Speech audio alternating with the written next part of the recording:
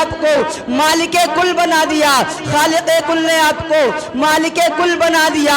دونوں جہاں ہیں آپ کے قبضہ و اختیار میں، دونوں جہاں ہیں آپ کے قبضہ و اختیار میں۔ حضرات گرامی، آئیے اختیارات مصطفیٰ کو قرآن و حدیث کی روشنی میں سماعت کیجئے۔ مشکات شریف کی حدیث پاک ہے، حضرت ابن عمر رضی اللہ تعالی عنہ فرماتے ہیں ہم لوگ رسول کریم صلی اللہ تعالی علیہ وسلم کے ساتھ سفر کر رہے تھے کہ راستے میں ایک دیہاتی آیا۔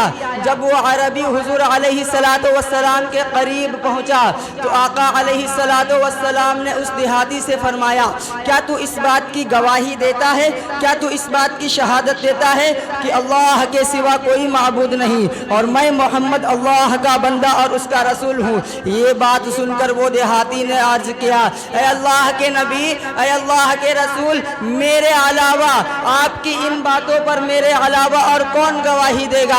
آقا فرماتے ہیں یہ ببول کا درخت گواہی دے گا۔ آپ وادی کے کنارے کھڑے تھے، آپ نے اس ببول کے درخت کو اشارے سے بلایا، وہ ببول کا درخت زمین کو چیرتا ہوا آیا، چیرتا پھاڑتا ہوا چلا، یہاں تک کہ آپ کے قریب آ کر کھڑے ہو گیا۔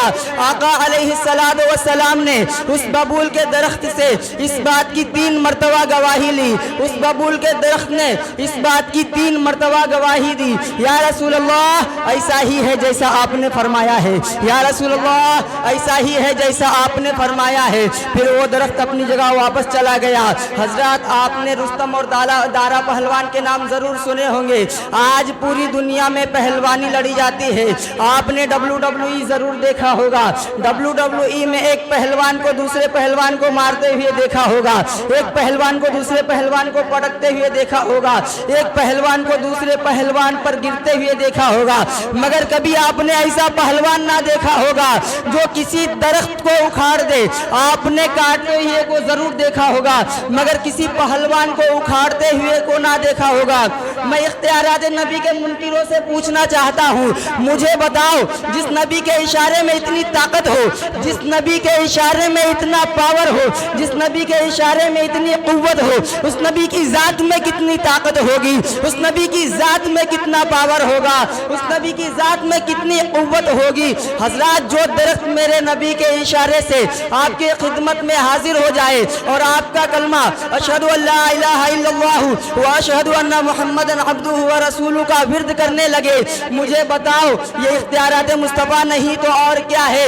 سیدی سرکار اعلیٰ حضرت فرماتے ہیں اپنے مولا کی ہے بس شان عظیم، اپنے مولا کی ہے بس شان عظیم، جانور بھی کرے جن کی تعظیم، سنگ کرتے ہیں ادب سے تسلیم، پیڑ سجدے میں گرا کرتے ہیں، پیڑ سجدے میں گرا کرتے ہیں۔ حضرات، پہلے کے لوگ میرے آقا علیہ السلام کے اختیار تصرفات کو دیکھ کر ایمان لایا کرتے تھے، پہلے کے لوگ میرے آقا علیہ السلام کو دیکھ کر صاحب ایمان ہوا کرتے تھے، پہلے کے لوگ میرے آقا علیہ السلام کے زلف مبارک کو دیکھ کر ایمان لایا کرتے تھے، اور آج کا بدعقیدہ شخص آج کا کلمہ پڑھ کر بھی میرے آقا علیہ السلام کے اختیار تصرفات کا انکار کرتے ہوئے نظر آ رہے ہیں۔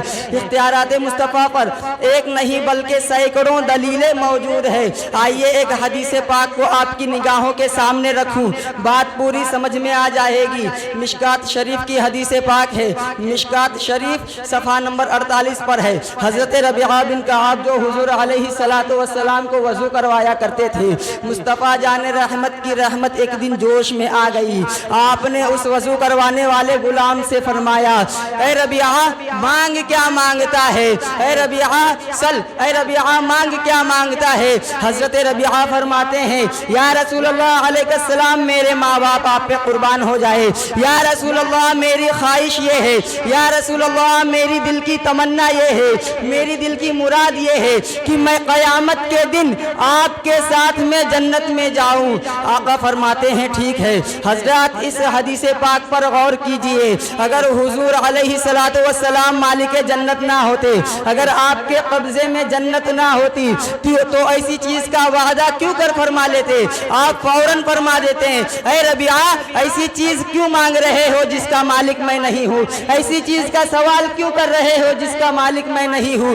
بلکہ آپ نے جنت دے کر کے یہ بتا دیا کہ آقا اللہ رب العزت نے مجھے مالک جنت بنایا ہے کہ اے حبیب آپ جسے چاہے जन्नत दे सकते हैं, जिसे चाहे जन्नत में ले जा सकते हैं, जिसे चाहे जन्नत अता कर सकते हैं। इसीलिए सैयदी सरकार आला हजरत फरमाते हैं, खालिक़े कुल ने आपको मालिके कुल बना दिया, दोनों जहां है आपके कब्ज़ा व इख्तियार में। हजरत अर्श पे देखो नबी का नाम, फर्श पे देखो नबी का नाम, जन्नत के महलात पर देखो नबी का नाम, हौज़े कौसर पर देखो नबी का नाम। थोड़ी देर आपकी तवज्जो चाहता हूँ, दिलो दिमाग को करीब कीजिए। सुबह शाम के मुशाहिदे की बात अर्ज करने जा रहा हूँ। हजरत आज बड़ी बड़ी बिल्डिंगों का ज़माना है, बड़े बड़े बंगले बनाए जा रहे हैं, ऊंची ऊंची इमारतें बनाई जा रही है, और कुछ लोग तो बना चुके और कुछ लोग बनाने में मसरूफ है। हजरत आपने देखा होगा कोई बिल्डिंग का मालिक अपने बिल्डिंग के ऊपर अपना नाम लिखवा देता है। मसलन किसी बिल्डिंग का नाम सरफराज बिल्डिंग है, किसी पर राशिद लिखा होता है, किसी पर ज़ैनुल्लाह रहता है, किसी पर फैज़ अहमद फैज़ लिखा होता है। हजरत अगर आप इन हजरात से पूछेंगे कि आपने अपनी अपनी बिल्डिंगों पर अपना अपना नाम क्यों लिखवाया है, तो इनका जवाब यही होगा, इस बिल्डिंग का मालिक मैं हूँ, इस बंगले का मालिक मैं हूँ, इस इमारत का मालिक मैं हूँ। तो बिला तमसील मुस्तफ़ा जाने रहमत का नाम जन्नत के महलात पर, मुस्तफ़ा जाने रहमत का नाम हौज़े कौसर पर, मुस्तफ़ा जाने रहमत का नाम जन्नत के बगीचों में, मुस्तफ़ा जाने रहमत का नाम जन्नत के दरवाज़ों पर। इस बात की दलील है मुस्तफ़ा जाने रहमत मालिक जन्नत है। आप घर का मालिक जिसे चाहे अपने घर में आने दे और जिसे चाहे ना आने दे। यूँ ही मेरे आका अलैहिस्सलातु वस्सलाम को ये इख्तियार है, वो जिसे चाहेंगे जन्नत में दाखिल करेंगे, जिसे चाहेंगे जन्नत से महरूम कर देंगे। इसीलिए सैयदी सरकार आला हजरत फरमाते हैं, तुझसे और जन्नत से क्या मतलब, मुनाफिक दूर हो। तुझसे और जन्नत से क्या मतलब, मुनाफिक दूर हो। हम रसूलुल्लाह के जन्नत रसूलुल्लाह की, हम रसूलुल्लाह के जन्नत रसूलुल्लाह की। वमा अलैना इल्लल बलाग। अस्सलाम वालेकुम।